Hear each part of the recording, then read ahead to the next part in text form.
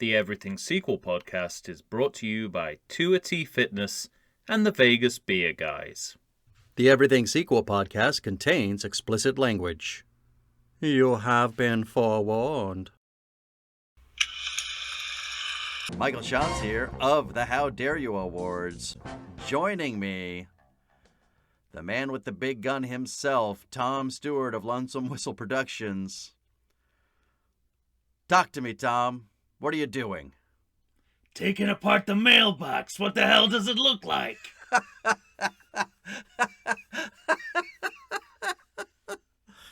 I love that scene, by the way. Whoever that guy they cast to be the upstairs Gold. neighbor deserves a Pure gold. sitcom of his own. Yeah. Actually, I'd love a sitcom about the building that Dirty Harry lives in Yeah. Magnum Force. I'd take that as well. I'd say that like one of the most pleasant surprises of this series for me was how successfully they mined the Harry character for comedy. Yeah. I Me too. laughed a lot. That was actually what I was just about to say in regards to that scene. Yeah. It is comedic gold. Yeah. And even at the beginning of that movie, when he just says the line when he's at the airport, when he just says the line, "Can I make a suggestion?" You immediately realize you are in the hands of somebody that actually understands comedy. Which is fascinating because apart from the I don't know what you would call it, the loose couplet, has Clint Eastwood ever done a full-on comedy? You know, it's like comedy plays the a huge pink part Cadillacs of the world. That Okay. kind of, you know what I mean? He's dipped his toe into the world of comedy, Right. but you know, compared to other action But you're right. stars, Like it's every which way but loose and any which Yeah. way you can. yeah, and their status as comedies is arguable. But I loved that sequel when I was a kid. oh, me too. Look, I listen. I'm not starting off by shitting on All right. the loose couplet. I'm just If saying that, for no reason, then because of Ruth Gordon. right. But you know, I feel like if I watch those movies, when I go and watch those movies again, Right. that I'd be laughing at them more than with them. Mm-hmm. Throughout these movies, with a few exceptions, I'm laughing with Clint. I'm laughing Yes. with the movie. Yeah, and me that too. is what surprised me Yeah. continually. I mean, you know, it was LOL Yes. like every 10 minutes. Constant. Yeah. But anyway. But also, that's not the point of these movies. No, which is right. what makes it hard to rank and declare. Because Oh. just because they make me laugh a lot does not Yeah. mean they are good movies. And we've talked about Because this. these are not comedies. Right, exactly. We've talked about this 1,000 times in terms of, always with the ranking episodes, the ranking and declaring is what do you value Right. in a sequel? And so are you judging it on the basis of a sequel? Are you judging it just as an independent movie? Yeah. Because they're cop movies, are you judging it Yes. on the villains? That should play a part in your Yeah, in your are you judging it on the decision-making. villain or villains? Are you judging it on the ending? Like there Yeah. are so many things that make me go back and forth in my Yes. ranking in terms of what do I value and what really spoke to me and what did I like the most, The other and I'm not even sure I have the answers yet. Right, no, I don't. Like I'm still deciding. I have answers, but I'm not sure they're the right answers. And Right. I think one of the big struggles with this series for me was that they live somewhere between exactly what I expected and nothing like what I expected. Right. And that's very hard to quantify. hmm Yeah, well, I mean, let's start off with what we normally talk about in terms of like, I mean, we were already talking about the fact that we had some difficult decisions to make. How difficult was it for you? It was fairly difficult. I'd say. I mean, yeah, this was your suggestion, Mm-hmm. and as soon as you mentioned it, I jumped at the chance. And part of the reason for that was that I periodically forget these movies exist. Yeah, right. And even now, I couldn't necessarily tell you what each of them is called. Well, and that's the other. So here's the thing that I love and kind of marvel at about this particular series. They all have a different title. Yeah, it's not. And I know them now today. Yeah. But I didn't last week. Right. I couldn't have told you. Well, I always remembered the last two. It's funny you should say that. But the first because... two sequels, I always thought which one's which and which one has cops and, Yeah. No, so for me... I know one of them's got Cagney or Lacey, but I can't remember which one it is. You can't even remember whether it's Cagney or Lacey. Or is it Al Waxman? Yeah. But that's also, sorry to interrupt, but No, that's go also on. one thing I kind of love about this series. Yes. Because you don't see this No, you really don't. with any other series that I can think of where every single sequel has a different title. Right, even when and not subtitle, full title. Yeah, exactly. And when It's not Die Harder. When these movies were retitled abroad, they would often revert to a more kind of familiar sequel title. So I think in France, Magnum Force is called The Return of Inspector Harry, I believe. That's amazing. But the only one of these movies whose title I can retain is the Deadpool, because it has a Deadpool in it. Right. Right, there's Magnums and Enforcers and Impacts in all of them. There's only a Deadpool but there's only in Deadpool. one with a sheet of paper. Which is hilarious because that is the least Dirty Harry-esque of the Dirty Harry movies, and yet it's the only one the only title I can remember. I always remembered Sudden Impact too. Well, I'm also, speaking of which, I'm amazed at how much of the Dirty Harry iconography comes from Sudden Impact specifically. Yeah. Like, one of the two major catchphrases, set pieces, in all of film history. I mean, right. it's... And that's the second to last right. of the series. And I can't think of a precedent for that where so much of the identity of the series is built in the penultimate movie. Right. Exactly. It's kind of fascinating. It is. Yes. Deeply, to me, it's deeply fascinating. But the other reason why, I jumped at the chance was that, and I think we talked about this off air a little bit, off mic. Not with Mike, but off mic.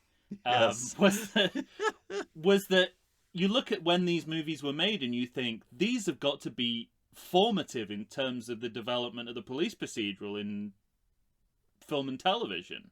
Well, I think...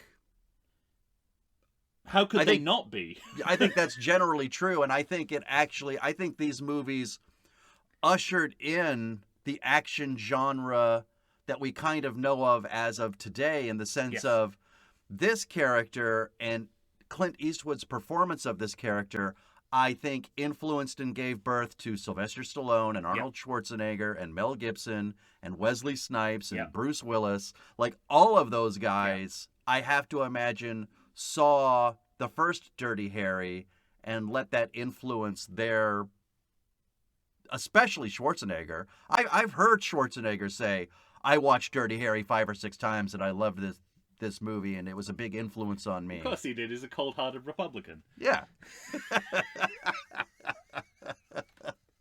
I think he might be a little less cold-hearted than Clint is himself. You did, absolutely.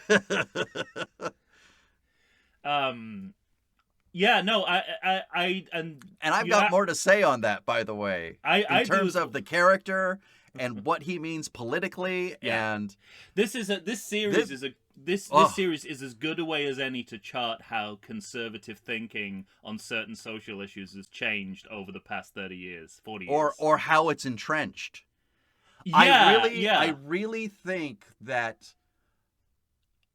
America's identity with justice and how they view it yeah. for so much of America is literally wrapped up into this one character.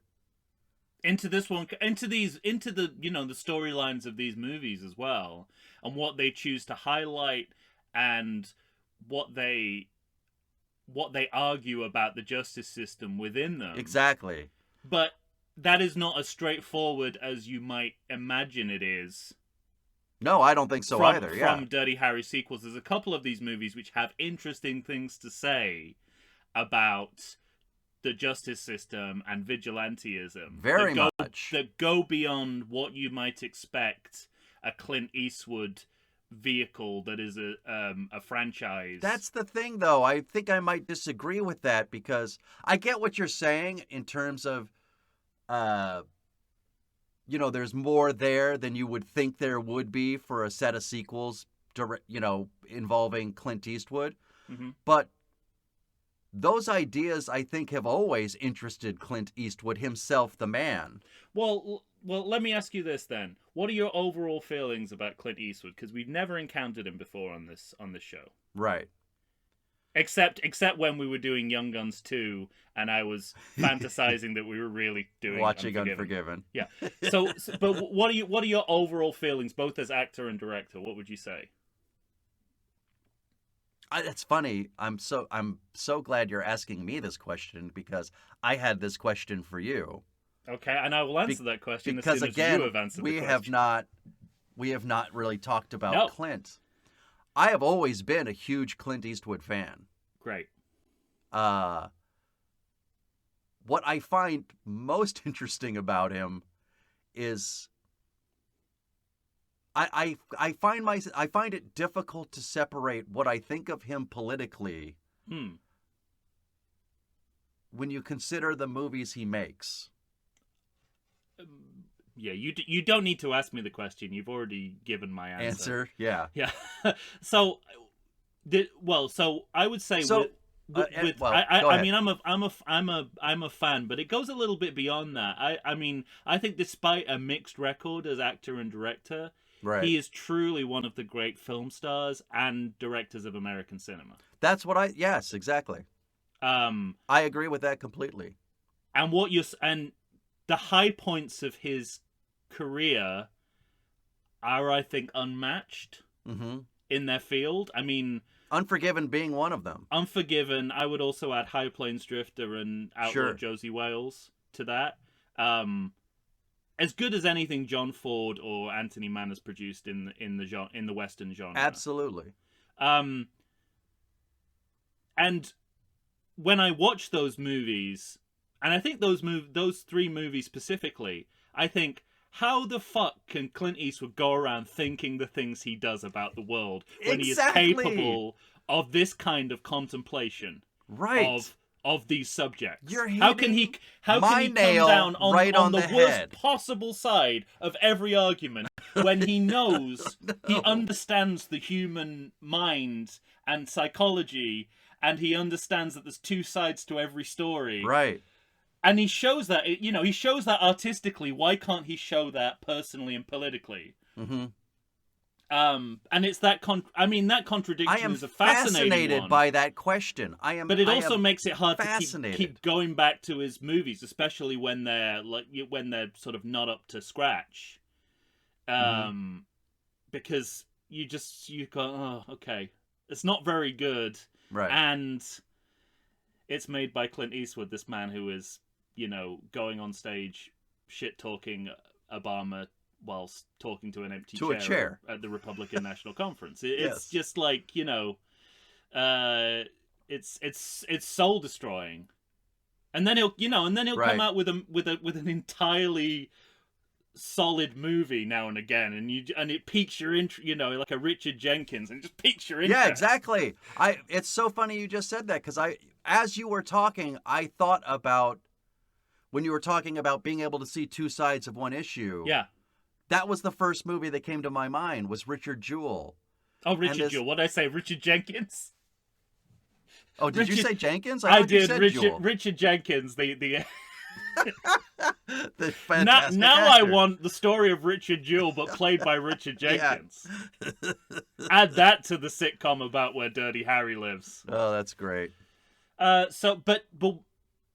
here's my second question for you, Okay. which I think will sort the wheat from the chaff. What do you think about the original Dirty Harry? I mean, I've always liked the movie. Okay. I'm very ambivalent. So, I'm very ambivalent about the original Dirty Harry. Okay. Like, it's a Don Siegel movie, so obviously it's well made and well crafted. Right. Clint Eastwood is fantastic in it. He's great in it. Andrew Robinson as Scorpio is fantastic in it. Wonderful. But this movie has zero ambiguity and depth, I would say. Okay, yeah. At a time in Hollywood cinema where that is the stock in trade of most movies. So it's never really a movie. Yeah, when you think about it, because that movie is 71, right? 71,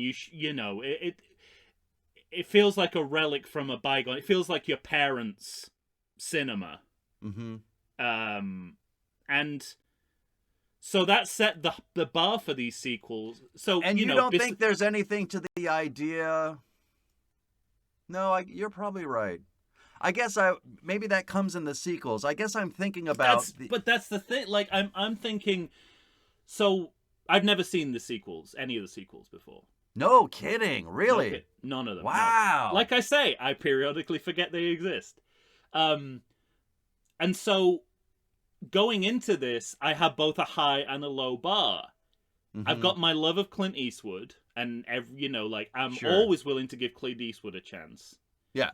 I also don't think much of Dirty Harry, so I say to these sequels, lay it on me. Mm-hmm. I'm not gonna hold Dirty Harry as some kind of standard you have to match. You can do whatever the fuck you want. No, and I think you're right about that in the sense of I've always really liked Dirty Harry, but I think it has more to do with the introduction of this character in our lives. And when you start a movie with, not that it's the first frame or anything, but when you start the movie with, now I know what you're thinking.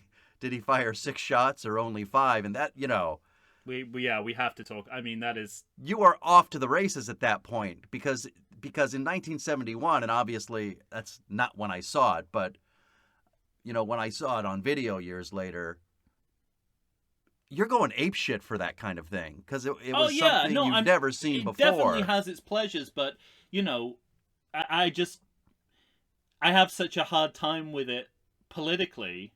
Yeah. And I think early 70s cinema can do better. Yeah.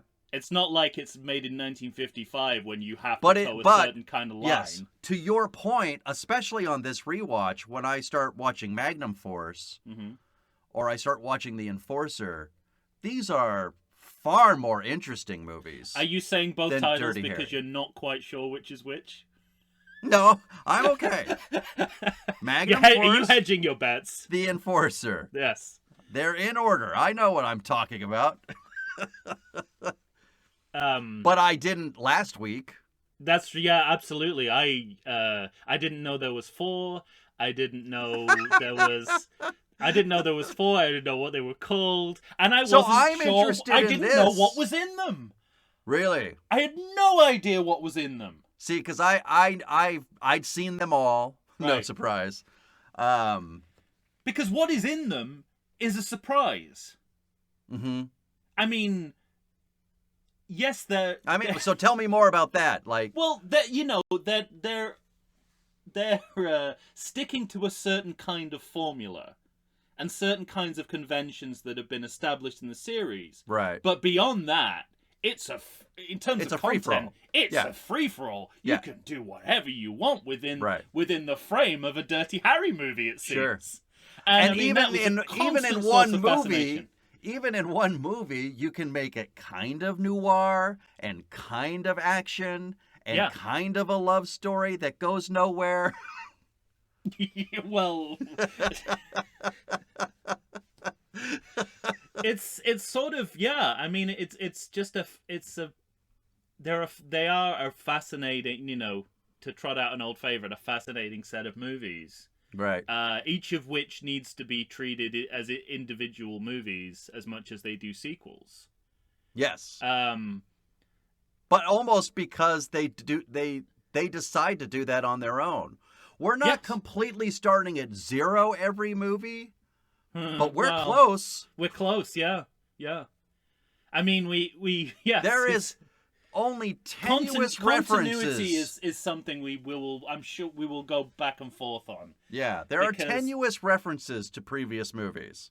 And like some of it you don't get until the last movie, where like you're flipping through a reporter's notebook and you see, hey, you see a newspaper clipping of Dirty Harry gets the Scorpio. That kind of thing. Right. Although I have a strong sense that they knew that was the last of those movies, and it was just a sort of kind of testimonial kind of Right. retrospective kind of. But anyway, we'll talk about that when we get there, which will be several weeks for you as a listener. But so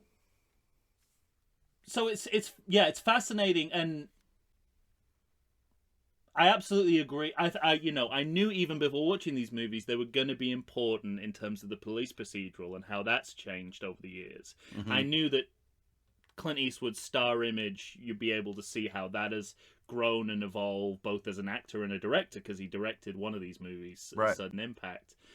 Again, I have interesting things to say about that too. Oh my God! Yes. Boy, does that man love a push-in, or does he love a push-in? There's a lot to be said for safe directorial hands. I'll tell you. And what you said about action cinema is right on the money. Uh-huh.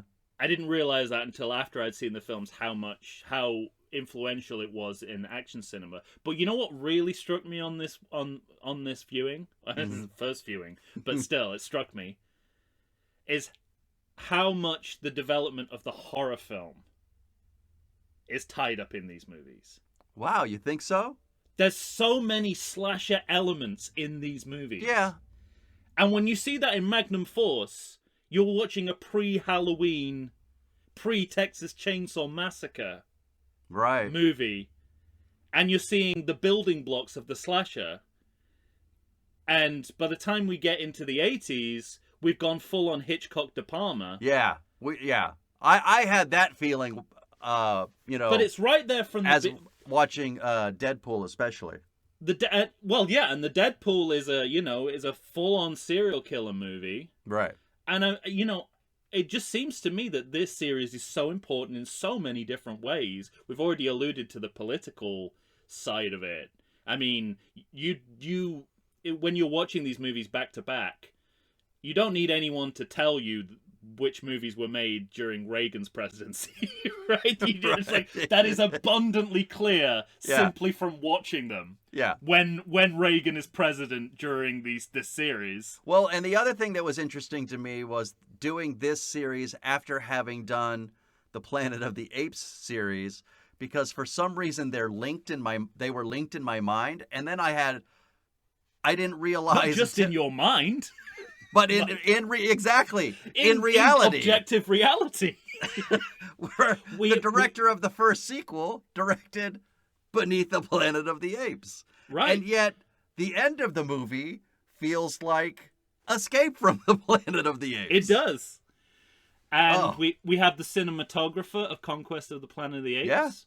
Yeah. We also have Bradford Dillman in 2 movies, star of Escape from the Planet of the Apes. It's incredible. There is a lot of crossover here. Now and he's the scientist in Escape, right? Yes, he is. Yeah, And he okay. plays 2 different police officers in this series. I literally did not know that until I was looking over my notes last night. Yeah. And I said, why does he have a different name? And I had to look it up a second time. I had no idea that he was a different person in the third. The issue of legacy and surrogate in this series is more complicated than it's ever been before for us. Yeah. Yeah. So it's definitely tied. You know, those they're definitely. But I also link them, and I think maybe you're doing this as well subconsciously. I also link them because at least there's a crossover in terms of when the early part, you know, the Yeah. first two movies crossover with the end With when they're being made. when they're being made. But if you look at how early in the history of sequels these movies come out, Right. you have the same feel where you think, well, maybe this is the first time we've tried this particular gambit. Mm-hmm. I have the same feeling about the first two of these movies. Yeah. That they are defining and redefining what a sequel is. Yes. Because there's not much to go on at this point in cinema history. Well, and maybe that's what lends itself. Maybe those first two movies started something because it was so early, in the sense of why these movies they follow kind of a blueprint, but Yeah. like you said, the content of them are so vastly different. Vastly different. Yeah. So I think that's fascinating. The other thing that kind of struck me while watching these movies, again in relation to Planet of the Apes, I mean we've talked ad nauseum about Charlton Heston being somewhat embarrassed to have to do a Right. Planet of the Apes sequel, and you know you scan forward a couple more years, you have Clint Eastwood, whose star image is based on being in series fiction. So he comes through Rawhide, and then he does the Sergio Leone Dollars trilogy. Sure. So this is a guy who actually built his career and stardom on acting in series. Serials, yeah. Right. Something that, you know, even a few years before, a star like Charlton Heston would turn Scoff his nose at. up at. Yeah. Right. And that's just fascinating for me. It's also fascinating that Eastwood never really does a series again. Unless No, you yeah, count, exactly, count the yeah. loose couplet. You know, he's even he's making movies that you can definitely see how they connect to each other. Right. But they're not sequels. So, you know, I mean, I haven't seen Cry Macho, but I can't imagine it's that different from Gran Torino. You know what I mean? It's that sort of like... Or from The Mule. Or from The Mule, Yeah. or from Honky Tonk Man. And yet at the same time, these are all original movies. No, You know? yeah. And I have the same kind of idea with, the middle part of his career where he's still playing cops, but he's... Or, you know, and maybe That not- would, by the way, that would be a great alternative title for a number of Clint Eastwood films. Still playing cops. Yeah. Because Carry he's on. also, you know, I just think of the movies like Blood Work or Tightrope. I have a lot to say about Tightrope. Oh. No, the number of times I watch these movies and go, you know, there's another kind of movie where this happens, and I go, oh, it's That's Tightrope. And I bet Where you he's could a do cop, but he's a bit of a freak. that. Well, we'll talk He's kinky. specifically about, you know, that's where those kind of movies where he's willing to address the moral ambiguity Yes. of the police hero. But I think that's, in my mind, that's Clint Eastwood finding a way to stay within a genre that he'd been in for a while, but make it different. Yeah. Make it, at least to him, interesting, pushing the envelope in some way, somehow. I completely agree. I think that's exactly what it is. Sometimes you can push an envelope too far that you've basically mailed it. But and I think at least one of these movies is guilty of that. Oh, I'm so interested now. I'm just trying to tease and segue us into our rankings. And so that leads us to, obviously, we need to rank and declare these 4 sequels. Still, when you say it now, it doesn't add It up. seems wrong. I've already forgotten there are 4 of them. Can I ask you one more question before we get there? You may. How is it you'd never seen them? Was there a lack of interest? Was there... Well, I suppose, Were you going from Dirty Harry and saying, Yeah, who needs to see more of that? I think there's part, being underwhelmed by Dirty Harry, thinking, in my pre-everything sequel brain. And when did you see Dirty Well, the sequels Harry? are probably not, the sequels are probably not gonna be any better. Uh-huh. When did you see Dirty Harry? How old were you? Or I don't know, are we talking teenager? Or... Yeah, teenager, yeah. Okay. It's interesting because I think part of my apprehension was something unconscious that we now have made conscious on this podcast, which was at the end of Dirty Harry, he very clearly resigns. So knowing that there were 4 movies in which he's still a cop, already I've got cognitive dissonance. Yes, and I've got so much to say about the bureaucracy well, of that's the what San I mean. Francisco Police Department. Not, that's not subconscious for me anymore. I can actually talk about it. Yeah. But I remember thinking... But you also, the other thing about these sequels... in the Uber text, he resigned, so everything after this is not real. It's like, it's not... It's legend, Well, the I other didn't thing have the terminology to come up with it, but that's how I felt. Yeah, the other thing that really struck me while watching these sequels for the purposes for this podcast was how much comedy has been mined from other entities based on this series. Yeah. The television programs that Homer Simpson's watching. McGonagall. Yes, completely. I mean, these sequels are McGonagall. Yeah. The number of times... we talked before about, in the Terminator movies, when the slippage between Terminator and McBain. Yeah. In certain movies. Right. In these sequels, it's the same thing. There are moments when it's pure McGonagall. I say my quotable today could have been a McGonagall. Yeah, right. So the number of times that this character is busted down and then just put back out on the street is... Because it happens like 3 times in each movie. I mean, it's amazing. It's really interesting to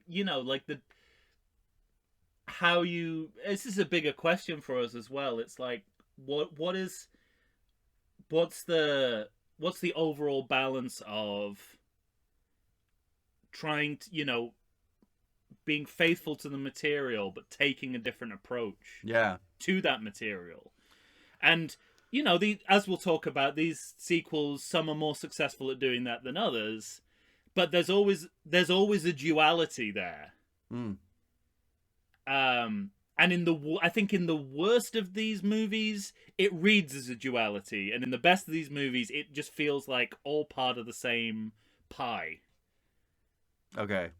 There's a point at which, we have basically parallel storylines. And then there's a bit where you sort of say everything kind of feeds into each other in a tight little screenplay. It's really interesting. Yeah. Because that is ultimately the question we'll be grappling with as long as this podcast is going on. Is like what is the perfect balance of that? Mm-hmm. Because that has got to be the perfect sequel. Well, and there's also, along those lines, that I'm fascinated by a few things. One of the things I'm fascinated with these sequels is the villains in each villains in each of the sequels, and how they're revealed to the audience. Yes. And how strangely they're revealed to the audience, and really all of them but 3, or but 1. And in that one, the timing of the reveal is different than all the other movies, and by that standard, very strange. But they're always trying to like obscure who the person is, but it doesn't matter because you don't fucking know them anyway. Stuff like that. Again, something you will see in a lot of slashes. Yeah. It's like, it's this guy. What, the guy, the ambulance guy? Right. Or they try to I don't know who that them. is. Yeah, they try to obscure them, but then you meet them 10 minutes later and you think, oh, so it's them. Yeah. And to me, the best of these movies does a very good job with those very screenplay traits. All right. And so, I ask you, of the Dirty Harry sequels, Yeah. which one is at the top of your list? It's a Magnum Force. All right. As far as I remember. As far as you know. I'm confident that a movie I think is called Magnum Force is the best of these the best sequels. of the bunch. Which is the second one, right? Well, the second movie, not the second sequel. The second movie, not the first sequel, Okay. the second movie. Yes. Okay. Yeah, and I mean it's to me this was clear because it had had the strongest concept Mm-hmm. as an individual movie, the strongest execution both on and off camera. And I got to say for this series that is a very high standard. Yeah. To meet. And as a sequel, I just think this is the most interesting variation on the material as we've been talking about. So, is your next movie, was it a struggle? Was it close to the top, or is this one far and above? And not far and above, no. Okay. But the next movie is more about what I like Okay. than what is good in an objective sense. I think Yeah. I think it's hard to argue against Magnum Force being the better overall film, whichever way you kind of cut it. I mean, whether it's the acting, the writing, the directing, the storyline, the performance, Mm-hmm. the look of it, the style of it. I just think it's definitely it's you have to you're going from top down on this one, whereas the next movie I have is kind of floating around the next three, but is elevated by something that I particularly am drawn to. Oh man, I'm very But interested now. you have to tell me. Don't keep me in All right. anticipation any longer. Well, I really wrestled with my top two, especially when I was talking in terms of villains, in which Okay. my top has, I think, You're gonna pull a Tom, aren't you? You're gonna pull a Tom. the Stewart most on me. interesting. The ending of the films, in which I think I actually like my second choice. I like that ending better than my first choice. But like you, I might too, actually. really, Hmm. at the end of the day, I wrestled back and forth. I kept going back and forth about partners, about what these movies had to say politically. This is a very structuralist approach you've got here. I know. I like this is very Horace Newcomb 1970s film criticism. I like it. That's what I really like about this this series, is though. good. You can dismantle each movie. Yeah. It's like I knew a teacher that used to just say, give the kids a typewriter and say, take it apart, and then they just rip it apart and now put it back together. Uh-huh. And I think you could take each of these movies apart just bit by bit, and you have to look at all the parts that are sitting out and decide which one you like the best. Yeah, But- I think you can. Yeah, I think you can Mr. Potato Head it, definitely. Absolutely. At the end of the day, though, I'm almost disappointed to say you and I are on the same page. Okay. No, you shouldn't be. But I mean, thought, I'd love it if we could argue, but I'm on your page in the sense of, the subtext of this movie, the conversations that this movie brings up. This is just by far the most interesting movie of the four sequels. But here's the thing: you shouldn't be disappointed because have you ever heard anyone talk about Magnum Force? You're right about that, actually. Yes, you're right. Is there anyone talking about how the conversations they have in Magnum Force could tell us something about policing in the world in our world Right. today? Yeah. I mean, no, that's the thing. It's the again we go back to Planet of the Apes and it's like people just don't know these movies well enough compared to the original. Mm-hmm. And it's one thing when it's Planet of the Apes, and you can go, yeah, that's one of the greatest movies of all time. There's a reason why people are resistant to sort of indulging the sequels. It's Dirty Harry. It's far from a masterpiece. Mm-hmm. There's room for maneuver here, and that's why these Well, sequels right, and I work. actually think Magnum Force is better than Dirty Harry. I'd have to go back and watch Dirty Harry, as I will afterwards, but I'm almost certain that's the case. I was really struck. I mean, I this is the sequel I knew the least. Mm-hmm. I'd seen it, but I was shocked that upon watching it, when I finished it, and obviously I'm watching it first, and my first thought was, holy shit, is this the best of all the sequels? Well, hang on, I'll watch the others. Yeah. But, you know. It's it really is. It's a real achievement. I'll say that. Mm-hmm. It's a huge. It's a cinematic achievement, and that I was Especially when you consider. I was not expecting. Yeah, especially when you consider how early we are in sequeldom. Yeah, completely. They do something interesting. They do something that's the same but completely different. Yep.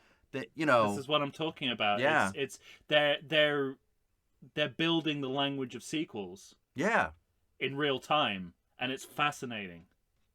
It really is, especially because, I mean, other series, they don't choose to follow this blueprint. No, they choose. That's it. It's interesting. It depends what you mean by blueprint. It does, but it's less than a blueprint that they follow. There's a certain number of things that have to happen in each movie, but beyond that, you can do whatever you want. Yeah, that's the feel I get.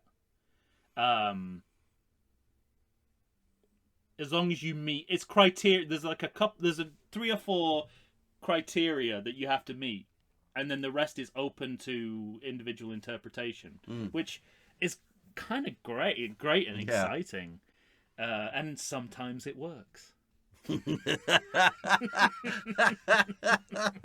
That's great. All right. Well, second movie. Would you like me to go? Yeah. Let's flip it. Let's do a Magnum Force on this and flip the logic. Yeah. Go ahead. So the movie that I wrestled with, because although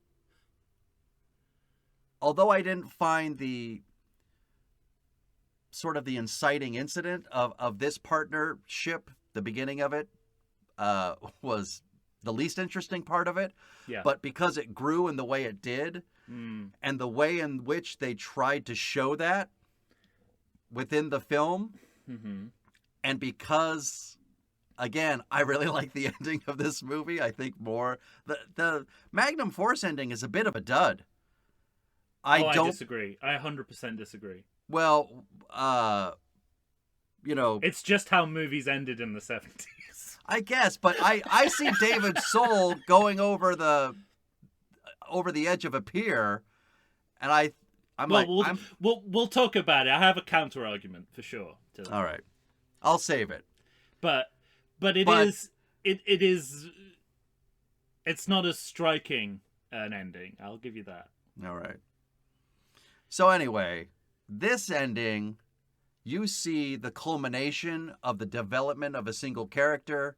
You see what that character's able to do for Dirty Harry. And we're not steeped in the 80s yet. So for me, The Enforcer is number 2. Okay. Oh. Well, you lost me. I see disappointment washing over your face, perhaps. You lost me at partner, because the next time I list is a movie where All right. there is a choice of partners. It's Sudden Impact. Okay.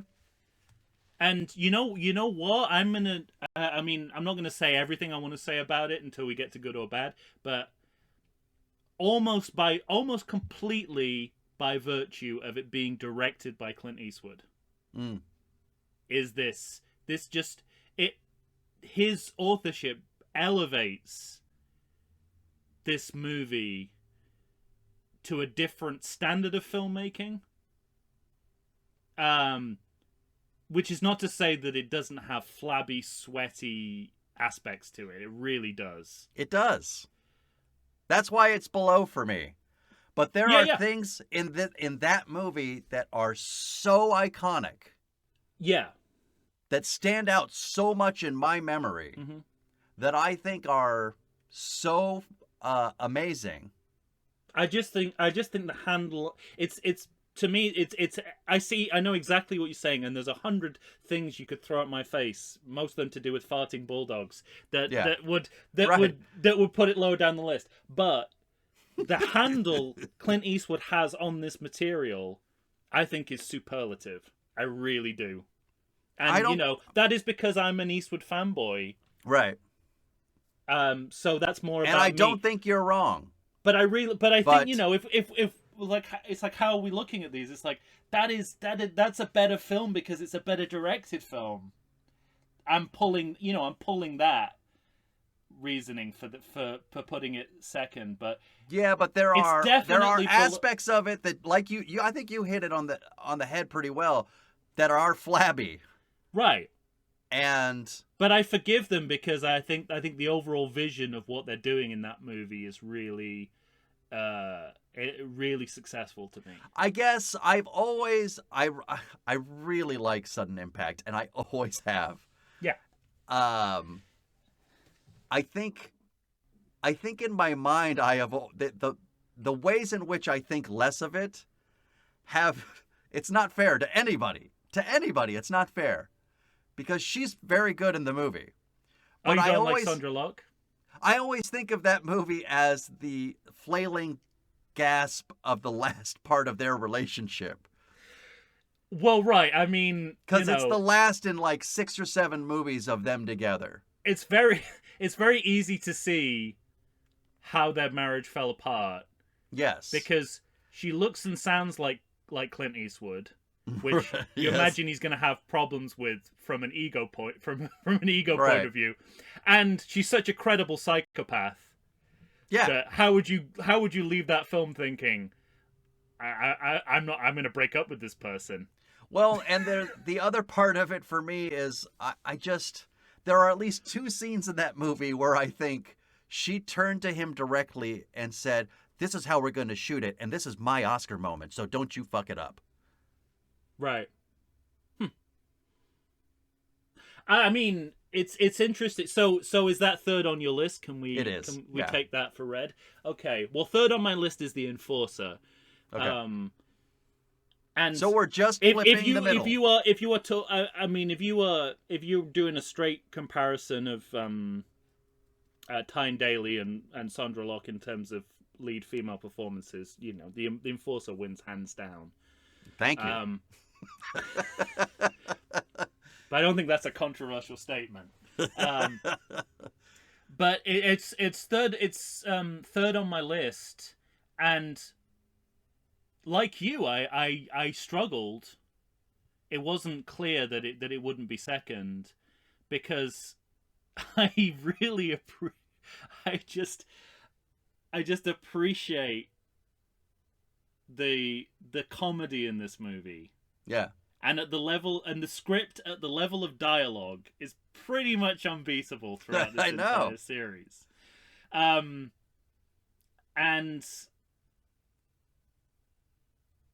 yeah, I think it comes down to the other thing about Sudden Impact, though, is it kind of bucks the trend, the blueprint. And so there's part of me that really likes that, and part of me that thinks, well, give that guy a partner, goddammit, and not a bulldog. Well, he has his choice of partners. Human and animal. Yeah. But in the end, I think with The Enforcer, it comes down to what do these movies do with their runtime? Right. Yeah, you're right, because it's funny. Because we got 2 2-hour movies and 2 90-minute movies. Right. This is one of the 90-minute movies, and it feels about a third longer than Magnum Force, and that's a problem. I see. I don't have that. Okay. But I think there's a lot of basically I think there's a lot of missed opportunities here. I'll talk more about that when we talk good or bad. But I mean, it's hard because it's in a way the most entertaining of the bunch. That's what I'm saying. That's why it's so close to my top. In spots though, but it's definitely not as good as Magnum Force. Let me put it this way. To me it's a less interesting movie than it is, and that's why it couldn't raise to the level. No, the gender politics of the Enforcer are not as interesting as what Magnum Force has to say about the law and Dirty Harry's role within the law. Right. That's a more interesting thing. No, but I'm talking about Sudden Impact. I don't think it's as interesting a movie as Sudden Impact in terms of what they choose to do with the material. You're right about that. Even though it's just That's the one thing about Sudden Impact that I really latched onto, Mike, and that I really so much like. At the Enforcer, it made me so happy in so many different ways. But I don't feel like it's doing the best job it can with the material. All right. I think the biggest thing that the Enforcer suffers from are the villains. Yeah. No, you're right. Yeah. You know? That's the real hodgepodge of... And that's where Sudden Impact, honestly, is like that is great about Sudden Impact. Well, in a sense, Sudden Impact is a remake of Magnum Force, at least with regards to vigilantism. Right. And that's also why I responded to it. But the other thing that I count against it is it means everything that Harry does, not everything, but everything that Harry chooses to do at the end of this movie negates everything from Magnum Force, which I don't like. Well, you know, if Hal Holbrook was a better looking woman. And that's what I mean, you know? If Holbrook was a woman and more attractive, then Harry would have a different take. So there are all these contradictions within Sudden Impact, but I also wonder. Does everything that's happened to Harry Callahan inform that? Yeah, and that might be a possibility. I'm not sure. Anyway. You were going to say. No. Fine. You said it all. I was just interrupting you for the pleasure of seeing you get agitated. Had no actual substance. Come on. So, but you know, this is, again, that's what makes this process hard, is like, I have to decide between two different kinds of enjoyment. Yeah. And you know, it's like, I think I liked the arc of the Enforcer more. Specifically, I think it's a flat line. Well, I'm speaking specifically in terms of one character. Okay. If it's the same character we're thinking about, I think that is one of the biggest missed opportunities. But okay. We'll talk about that. So obviously the Deadpool's at the end of both of our lists. but tell me why specifically. I'm interested to see whether it's at the bottom of the list for the same reasons I put it at the bottom of the list. Well, or is it just the bottom of the list because something has to go there? Almost, yeah. Yep. It's, you know, I really love the ending of The Enforcer, so much so that it almost put it to the top of my list, but almost is... The ending of this movie put it to the bottom of the list. Perhaps I'm saying that just for effect, because Magnum Force, you know, is fairly clearly, to me, at the top. But there are things about The Enforcer that I really, really love. I agree. And as I'm sitting here talking about it, I'm realizing the things that I love about Sudden Impact, I really love. Yeah. Agreed. And so what might be the truest might be that those two movies could interchange. Yeah. You know, that because Sudden Impact, god damn it, too. It's so iconic. There's so much iconography from Sudden Impact that is still with us today. Oh, my God, yes. And so the Deadpool was never in the conversation for me. Yeah. It never raises to the level. That's where I am. I feel justified doing it for exactly that reason, that it just never crossed my mind that it would right. that I would be choosing between, that I would add it to the list of movies I was choosing between. Mm-hmm. But also I think, at least in terms of ranking, I might have more to say on it as an individual movie, but at least in terms of ranking, as a Dirty Harry movie, it's kind of laughable. Right. It's a laughable excuse for a Dirty Harry movie, and I think in the end that's kind of really all you need where it comes to ranking. Mm-hmm. But that doesn't, yeah. Well, I'll stop myself, but I'll say that doesn't mean that there aren't things I appreciate. It doesn't have. It's not that it doesn't have its pleasures. Right. But those pleasures are not the pleasures of a. So, and the other thing too, the first two movies especially. Movie. The first two, and the other thing that raises the first two movies above Sudden Impact for me, I like the laughs more. The humor in those two movies to me is better than Sudden Impact. Sudden Impact is just Meathead and the farting dog, and that's almost it for laughs. Everything it's you know. Excuse me, the bus from the retirement home with all the senior citizens cheering. You're right. I forgot about that. But to me, all that shows is how reckless Harry Callahan has become. But that Eastwood, that is something Eastwood's doing that, you know, that a lot of aging stars wouldn't do, which is drawing attention to the fact that they're getting older. Yes. Anyway, carry on. We'll talk about that at the time. But that's why Clint Eastwood... He gave those old people something to live for. Give him hell, that guy said. Oh my god. Well, it's just brilliant because you're sort of like, yeah, of course old people have the same feelings and views as Clint Eastwood, even as a young man. So of course they're going to be cheering him on in murdering a criminal suspect. The suspension of disbelief. Suspension. Because that's the moment where Harry Callahan loses his goddamn job forever. You're off the force, sir. Yes, but you have to suspend belief throughout this entire series because... Yeah, and I don't want to keep saying this, he resigned at the end of Dirty Harry. None of these films exist in canon. Oh, that's good. At any rate, Deadpool, not very funny. You know, and yet very comic. Right. So what I was just about to say was the other movies you're laughing with. Deadpool, you're kind of laughing at. Yeah. There's no other way to. I don't think there's any other way to say it. I think you're right. And that is the movie. I think that it's just hard to take seriously. It's almost so bad it's good at points. Yes. Right. But I kept saying to myself, it's not that enough throughout. No.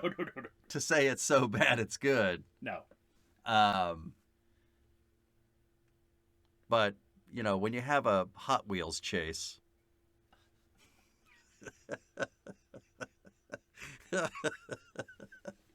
Mike, I don't know what to do with that sequence. That's fucking amazing. That's the most challenging sequence I think we've ever had. In terms of mixed feelings. Yeah. I'm starting to feel that Good Bad might be easy at this point. Maybe, I don't know, let's find out. All right. You want to start?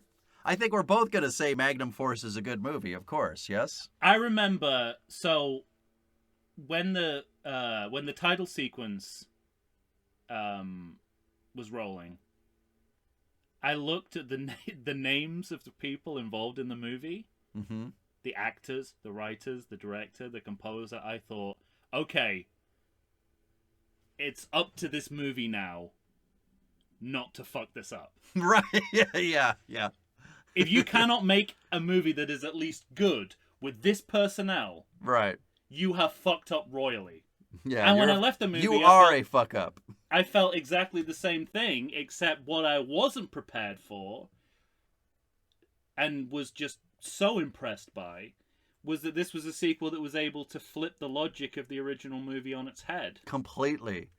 And that's all Clint Eastwood, from what I understand. Like, he wanted to do that. I didn't know that. I assumed Yeah. it was Cimino or Milius who pushed that agenda. No, there are a lot of things that Milius doesn't like about... in fact, I want to say that he Well, he's pretty reactionary. hates this movie. Fantastic. Yeah. Well, I mean, you know, I fully believe that Eastwood would push that, if only for the sake of doing something different and interesting, because it really is. But we talk about big swings on this podcast. That's a big swing. You essentially make your hero more like the villain than the victim. Right. That's extraordinary, actually. Yeah. And you basically you challenge the ethos of the original movie. Right. Yes, exactly. This movie is a riposte to what Yes. Dirty Harry says about police brutality. Yeah. Anyway, we'll talk about that more. I mean, No we'll doubt. get into it. But we both agree it's good. And Yeah. I take it you do as well. Yeah, of course. And then, so next in the series is The Enforcer. Because it's second on my list, I'm saying it's a good movie. Where are you? I wish you didn't like it as much as you did. Tom, there's no way you can't say it's good enough to be good. Come on. There is...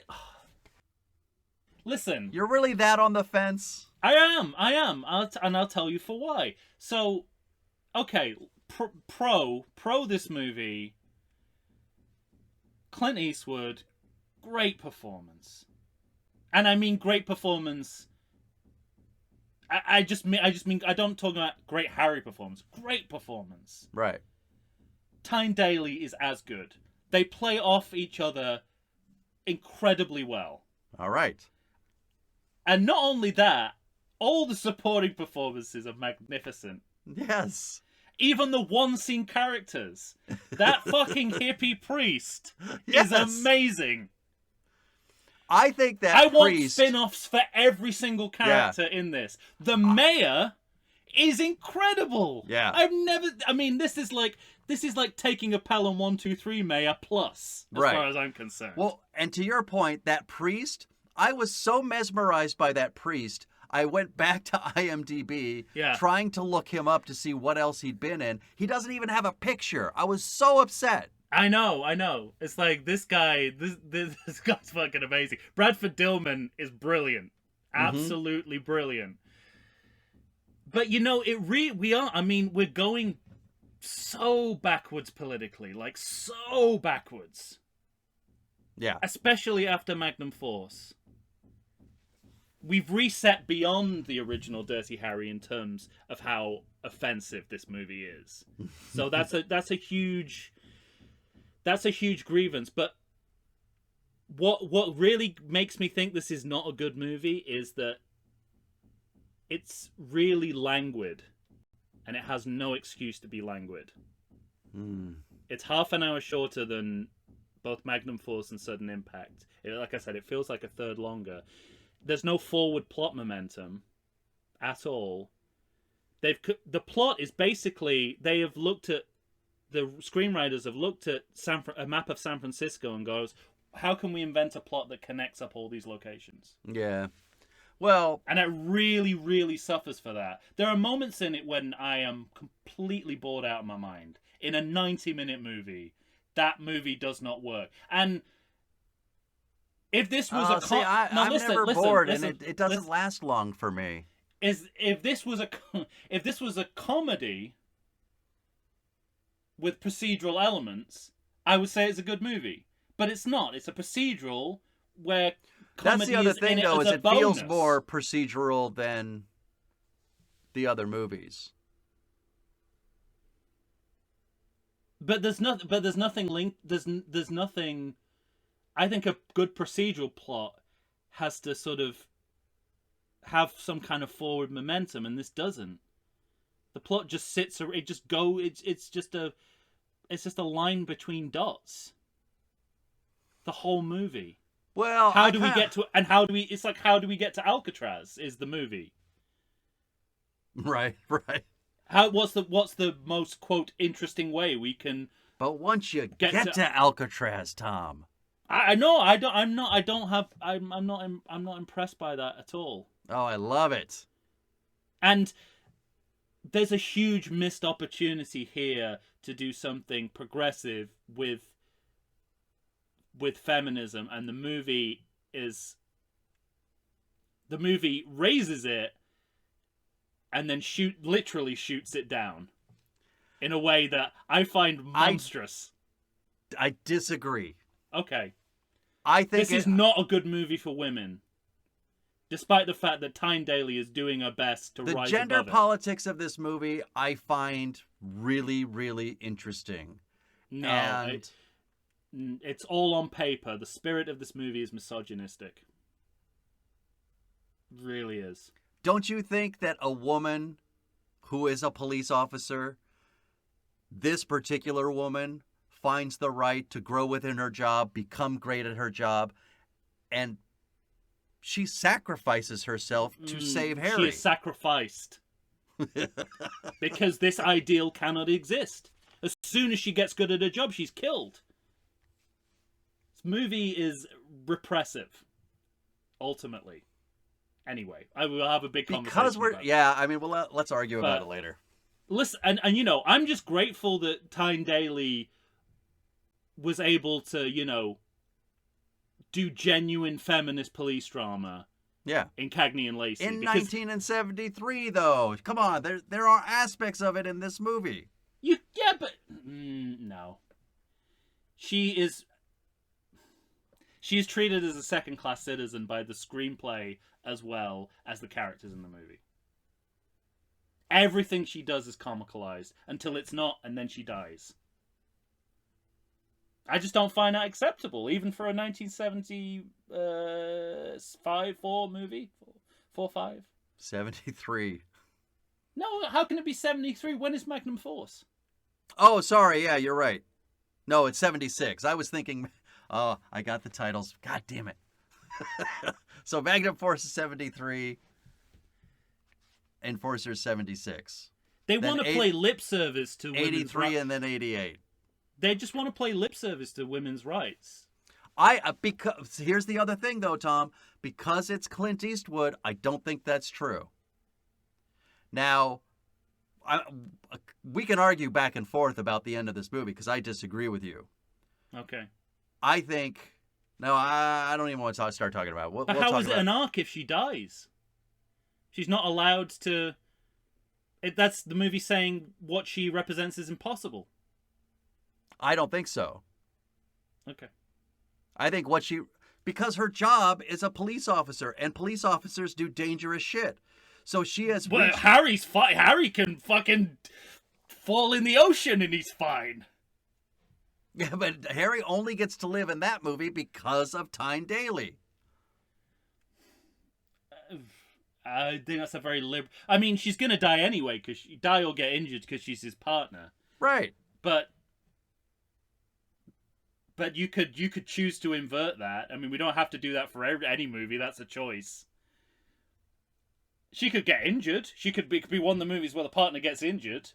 And then it wouldn't feel so much like a damning, a damning statement for a woman who wants to get involved in police work.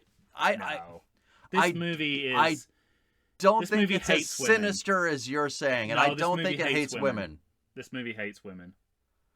Although It hates to have to deal with women. Everything that happens. It acknowledges it has to deal with women, but it hates women. I really think that. I was appalled, actually. you might be right about everything that happens before that. There's lots of honeys and sugars, and all of that did not sit well with me. But maybe No, maybe, the casual stuff I think is justifiable because that feels realistic. It's the screenplay choices that they make, the representational choices. It's what Tyne Daly has to do, and what they don't let her do, that makes this a huge missed opportunity. No one's asking a fucking Dirty Harry movie to deal with feminism. I know who is out there going, we gotta make a movie where it deals with I think Clint Eastwood. Well, yeah, but they don't have the tools to deal with it within the frame of this movie, or they're not willing to think around the formula in a way that, listen, I would have less of a problem with this if Magnum Force wasn't able to just go, tell you what, fuck what the first film said, Right. We're going to say something totally different. That's what this should have been, and it's a damp squib compared to that. I think it's more interesting than Okay. you do. But I tell you what, I'm still on the fence because I laughed so much, I was so entertained. I think the performances in this movie are Oh, that's right. about So- as good as it gets. all this in the entire series. conversation. No, I think what they achieve. Are you it's what saying they- bad movie? I'm saying bad movie and narrowly, All right. but just because I think where the movie's priority should be is where it fails most. Not for me. Okay, that's fine. Good movie. And Sudden Impact. Good fucking movie. Very good. Very. Yeah, I had no. And yeah, it's a good. So for me, it's a good psychological thriller. It's a really well crafted psychological thriller.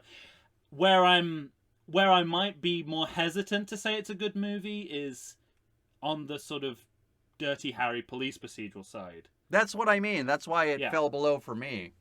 My response to that is mixed. I genuinely think there are one or two scenes that are as good as they could be, totally iconic, and then there's two or three sequences which are a letdown, which feel almost like a parody of themselves.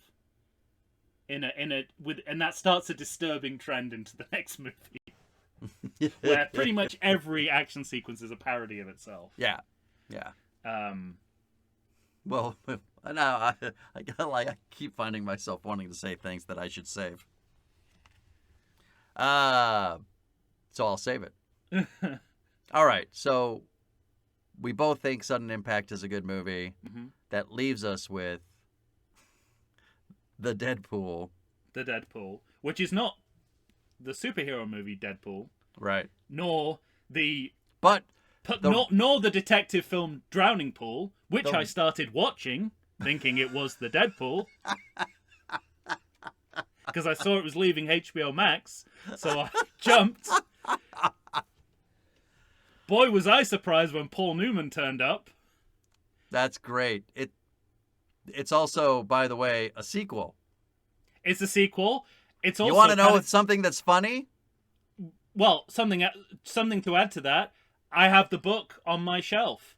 Oh, wow. And Ross McDonald is one of my favorite writers, and I still didn't know. So carry on. Well, I started watching it myself just because I saw it was leaving HBO, and I was like, I want to watch that movie. Yeah.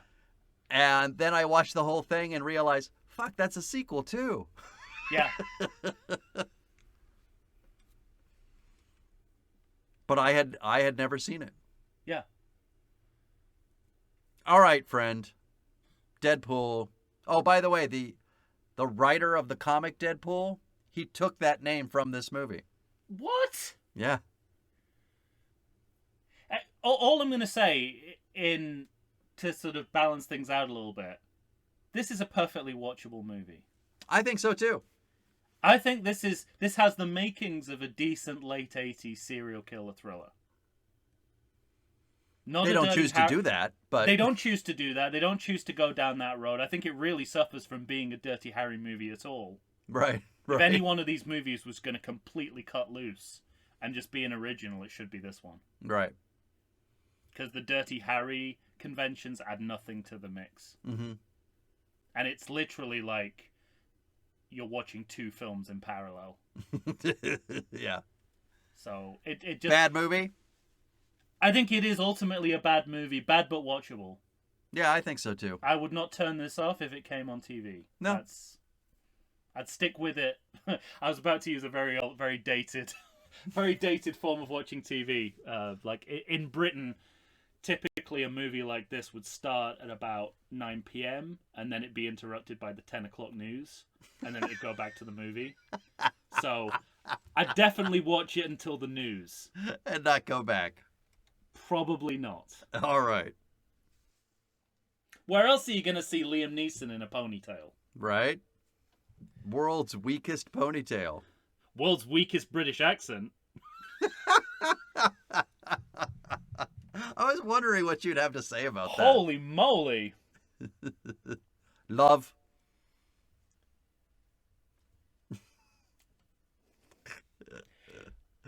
All right, so I'm in order now that I think about it. Yes, you are. 2, 3, 4, 5. And I am 2, 4, 3, 5. There you have it. And we're saying, well, I'm saying 3 of these movies are good and only Deadpool is bad. You're saying that The Enforcer is bad as well. Yeah, two good, 2 bad. All right. My top 2 are good, my bottom 2 are bad. What do you think, ladies and gentlemen? Do you agree or disagree? You're going to have to weigh in. Find us on Facebook, Instagram, or Twitter. Send us an email to everythingsequel@gmail.com. Let us know your thoughts. What are your rankings? Are these movies good or bad? Let us know and then go ahead and rate and review us. We got to climb the charts, Tom. Mm-hmm. All right. That's it. When you hear us next time, we're going to be talking about Magnum Force, the 1973 film. For Tom Stewart of Lonesome Whistle Productions, Michael Shantz here of the How Dare You Awards. Say goodbye, Tom. Well, opinions are like assholes. Everybody has one. I gotta tell you, when I heard that line, I thought, was that the first time that was said? I thought the same thing. Did Dirty I had Harry to look. come I up with looked it that? up in the Urban Dictionary, and I was no clearer that it wasn't the first time. Wow. Also, I think if. Also, I think that's the perfect end to a podcast where we've argued about the merits of feminism in The Enforcer.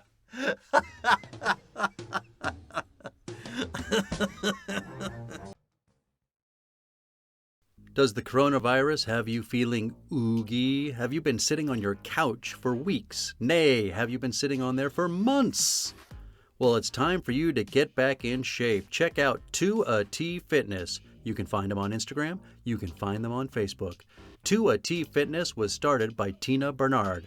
She is ready and raring to go to help you get back into the shape you want to get into. They've got all kinds of classes. They've got outdoor in-person classes. They've got online classes if that's what you prefer. Ladies and gentlemen, it's time to get back in shape. You're going to find a variety of exercises. You're going to have strength training, cardio, weightlifting, even fun 5-minute burnouts that will push you to your limits. So get off the couch, get into shape. Go ahead and check out 2AT Fitness. Tina Bernard has got you for all your needs. I know her personally. She's fantastic.